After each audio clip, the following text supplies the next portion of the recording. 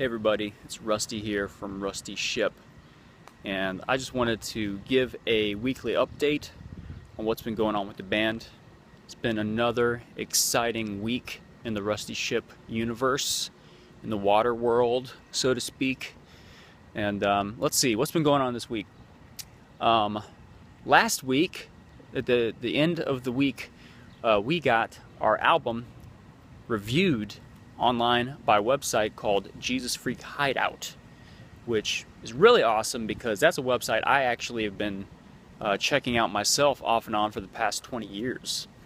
So that's actually a really big deal for me personally, because I never thought that my own album would be up there getting reviewed. So that was an awesome experience for me personally, and a personal achievement. So that was cool. They did a really great review, really in-depth review of the album. Not all the information was accurate on there, but I'm always excited to see people's different interpretations of songs and song lyrics. So it was kind of amusing for me. Surprisingly, the number one song that they liked was the song SS Naronic, which is kind of ironic, I think. And they picked that song to be on their 2017 compilation album for indie artists. So that was kind of cool. It's always really interesting to see what songs people pick as their favorite songs. SS Naronic's one I wouldn't necessarily think that would stand out from every other song as being somebody's number one choice. So that's pretty cool. And speaking of that, this week I went onto iTunes just to see what was going on, how the album looked on there, if people left reviews and rated it and stuff. And it blew my mind because it shows what song on the album is the most popular. And the second most popular was Devil Jonah, which is crazy. That's a song that had a music video to it. It was released in advance as a single. And so it had time before all the others to get popularity on iTunes. And people could pre-download it and all that. So the song that exceeded Devil Jonah is The Lighthouse, which blows my mind because on a grunge punk rock, nautical rock and roll album, it's the only one that is not grunge punk rock, nautical rock and roll. It is kind of nautical, I guess. It's called The Lighthouse after all. But it's the only acoustic song on the album. So that's crazy. I don't know what was going on with that. I don't know how that works or why it was ranked as the most popular. I'm not complaining though. It's an awesome song. I'm glad people love it. So I guess it was downloaded more than any other song, I guess. So that was exciting. It's kind of funny what songs connect the most with certain people. And it's hilarious because the album has like 10 main songs on it, and at least one person has told me that all 10 songs on the album, every single one of them has been mentioned to me as somebody's number one favorite song.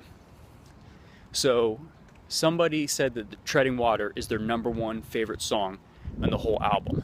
Of course, Devil Jonah, that's the one that we picked as a single because that was one that our producer picked, and everybody in the band, that was the one that everybody in the band kind of landed on as a good, worthy single. But a lot of people said that Crack Baby is their favorite. Like a lot of people, probably at least 5 people, I think, said Crack Baby is their favorite, which is a lot. And then obviously SS Naronic was picked by Jesus Freak Hideout. And somebody this past week told me that Hotel Bible was their favorite song. That was the only one that somebody had not told me was their favorite song until a few days ago. And they said that was the number one song that they liked on the album. And then, dude, tons of people have told me Caligynophobia is their favorite. Probably even more than Crack Baby. Caligynophobia is a lot of people's favorite song on the album. And then somebody, oh, when I went over and hung out with Dan Scheich this past week. He's the guy that mastered our album. He did a phenomenal job, Dan Scheich. And I asked him, you know, what songs stood out. And the first song that came to his mind was Helter Skelter. And he said that's like his favorite thing on the whole album is the ending of Helter Skelter in that jam out section. So like even Helter Skelter was something that stood out to somebody as like the main thing. And then actually Tip of My Tongue, that was our producer Jay Hall's #1 pick for a single.